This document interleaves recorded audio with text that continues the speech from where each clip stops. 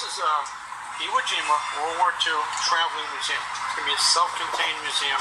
This is the only one in the United States. All the other museums are military museums. Okay. We're just World War II. Just World War II. And from what we find on a computer, nobody's done it. And you travel? We'll travel to different locations. Try to stay in the state if we can, but by next year, this should be up and running 100%. Great. So this kind of layout, we're going to do display cases on one side, wide enough to put mannequins in. Paint them all gray. Paint the whole inside gray like an army, like a military gray, like the LSDs were.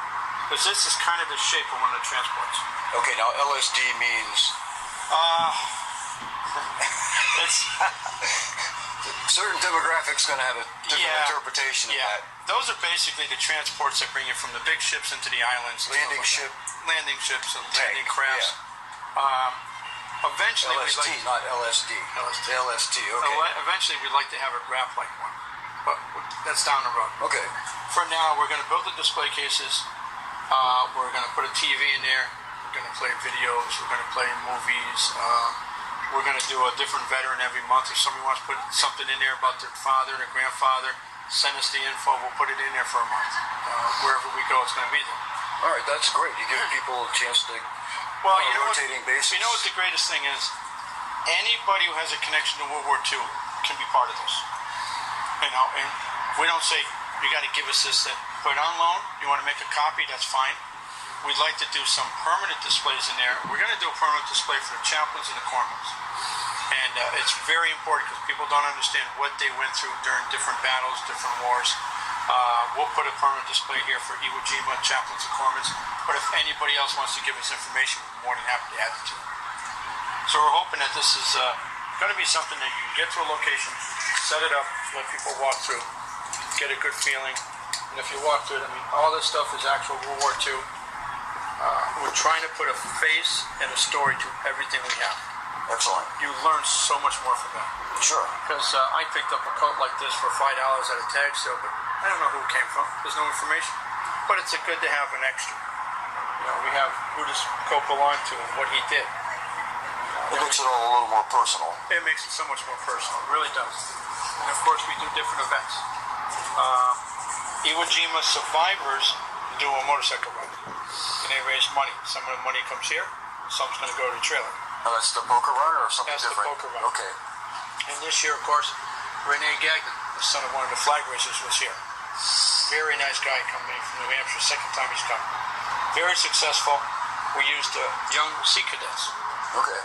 It's important for people to understand that this isn't a Marine memorial, it's an Iwo Jima memorial. Right. All branches of the service. So the sea cadets are very important to put them in the programs. They do a great job. They go around and thank all the veterans after. They hold the color guard. They're wonderful. So all branches of the service were represented in the Battle of Iwo Jima? They're all involved. Coast Guard, everything. Even the Merchant Marines. That was prior to the formation of the Air Force, isn't that correct? Yes. It was still the Army Air Corps at the time? Yep. Army Air. That's why we have 4 branches of service flags here. Okay. We've got the Navy, Coast Guard, the Marines, and the Army. And even, we don't fly the Merchant Marine one, but we actually had a survivor who was a Merchant Marine on Iwo Jima for 4 or 5 days. Now, what is a Merchant Marine? People don't necessarily know what that means. They didn't start off as part of the military. They were something that you could join, you got decent pay. They delivered a lot of the supplies, the food, the fuel, the ammo, they delivered a lot of the supplies. There were supposed to be ships that people would respect and not shoot them or sink them because they didn't have a lot of ammo, a lot of protection.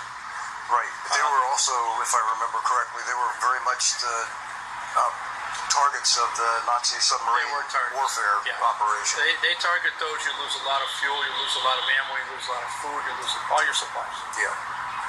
Not right, they shouldn't really target, but they did. A lot of guys died. A lot of ships went down. The one that was a Merchant Marine on Iwo Jima, they were bringing in with a transport, they were bringing in some supplies.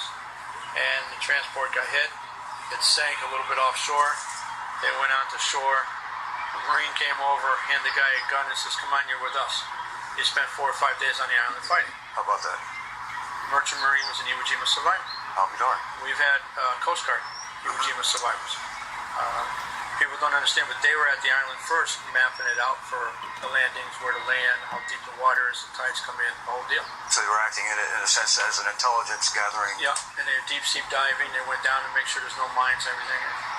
The story is when, I don't know how many of them went out to do that research, but one didn't come back. So they don't know whether he went on the island, got captured, or if he drowned, or something happened. They never found his body. So he was actually the first guy missing before even the invasion. And it was a Coast Guard guy. Do you happen to know his name? I don't know his name. I've read it a couple of times. I don't remember it. But basically, this whole thing is just a educational museum that we can bring to different places, bring it here, bring it to historical societies, bring it to schools, bring it to parades, open it up at the end, let people walk through it. It's all about letting people learn. Sure.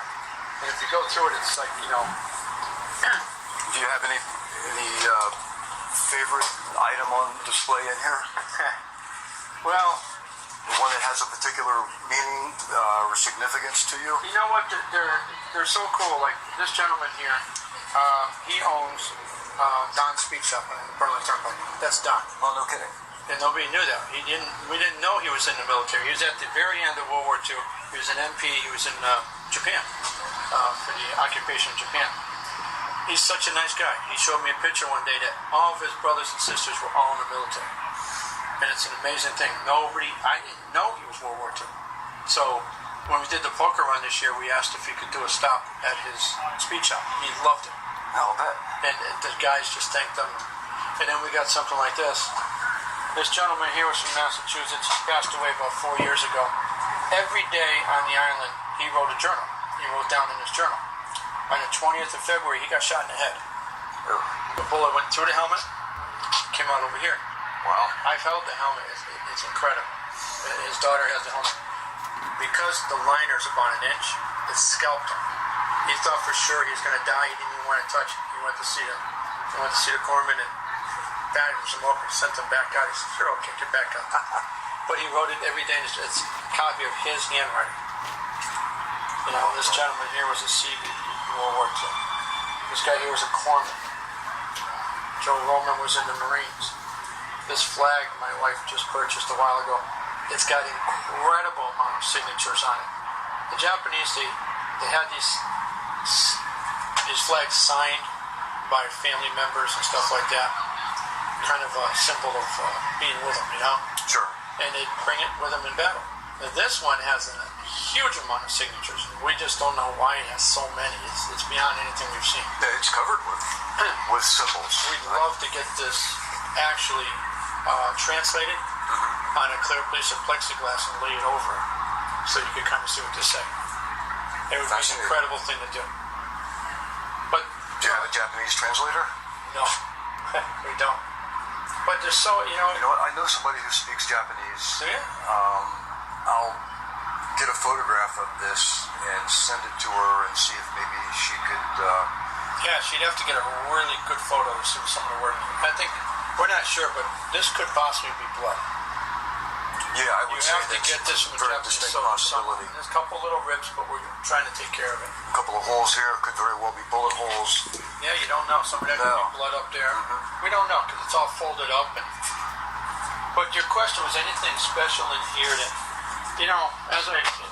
this is not even probably a 16th of what we have at home. We have enough to fill this trailer 20 times over. I mean, it's incredible. I don't know. We've had sand from Iwo Jima. I have sand from Normandy. Somebody just gave me sand from each beach. That's pretty special. Yeah, I would say so. Sand from Iwo Jima is pretty special. You hold it in your hand, and you always think whether you get sand from Iwo Jima or Normandy, you think how much blood has been on that. Yeah. You just don't know. So it's hard to pick something that's special. I mean, everything has. When I touch that flag, it's like you touch a part of history. It's incredible. You look at the women's uniform from World War II. That's very rare. We got a couple of those. Like a jumpsuit here. This is from this guy here. We put a name with it. We got her information. We got to attach it to that. Yeah, it's going to be nice here. We cut this off. We make this whole front like a panoramic thing. And we can do anything in there. Displays for different holidays or whatever we need to do. So we can really fill that up with different stuff. But But this is just a learning institution, is what it is. And the more people can learn about World War II, they learn how we got our freedom we have today. So, I mean, that's all what it's about. That's what it's about for Marianne and myself. It's educating anybody we can about how we got our freedom and what it meant and what the cost of it was. And how we've paid to keep it. It's paid a lot. Over the years, it's paid a lot. And how we've served to spread it to other countries around the world, preserve it for them as well. Actually, this is the woman here for the uniform here. Okay. That's very nice that they have the woman. Sure. I think we're going to get a copy of the discharge papers too. Well, that'd be neat. Yeah. You find some stuff on the internet. You find some stuff at tag sales. Find it at flea markets. This one here, Marianne bought a whole bunch of stuff from the guy's father. He was cleaning out storage area. And then he says, I think I got stuff from my aunt. And he gave us this uniform from his aunt. This one and another one. And the picture, he just gave it to us. He goes, well, you guys doing a museum? And yeah, he gave it to us. I got to catch 61 before he leaves. Sure. By all means. But yeah, if you want to do something by those other things, I'll do something by those. When you have a free moment. Yeah. Hey, how you doing? Good, how are you? You Gary? Yes, I am. John Roll, Fox 61 News. Good to see you, sir. So, this is our open house. Aerial view of the cemeteries on Iwo Jima. And there's the 3rd, 4th, and 5th Marine, but they're all buried on. One of them was kind of like a cross, and they're perfectly lined up. Now, there was probably close to 6,000 on the island, but after everything was done, they took all those bodies back off. So they had to dig up every body in one by one, make sure they logged it with the ID number, put it on the ship, bring it back somewhere to Hawaii or the United States and bury it again. That's an incredible thing. I just never... Yeah, that's amazing. That, and as they're burying them, they're fighting. So they buried him during all the fighting. And Kerry Holding was here. His father was a chaplain. And a monument up there has his father's image on it. I talked to his dad years ago before he passed. He said that he was about 27, 28 years old. So he was older, and everybody looked up to him. So he had to make sure that he didn't show any weakness. But he says it hit him hard every night. Because he's burying people, and the guys helping him are getting shot by snipers. While they're burying the dead. The Japanese couldn't even allow them to bury their dead in peace. No. So, what other island, what other battle did you ever know that they're on an island and they're burying the guys while they're fighting? You don't, never been done. I'm going to wait till he starts taping. There's something that I've read that's incredible. It's remarkable, and the guy who said it was a Marine. I never thought about it, but after I read it, I said, "Conversation," but nobody thinks about it. So we try to do all types of. Actually, it's pretty cool in here today, actually. So it's not bad. This is nice. Comfortable. Yeah, and I can imagine when we do all the display cases, we're going to build them probably just wide enough on this side for a mannequin, and that side probably 4 inches just for paperwork, and photos, and documents, and books, and do the whole wall, and back it with metal, white metal. So if you ever want to put it, everything would be with magnets, no holes in it.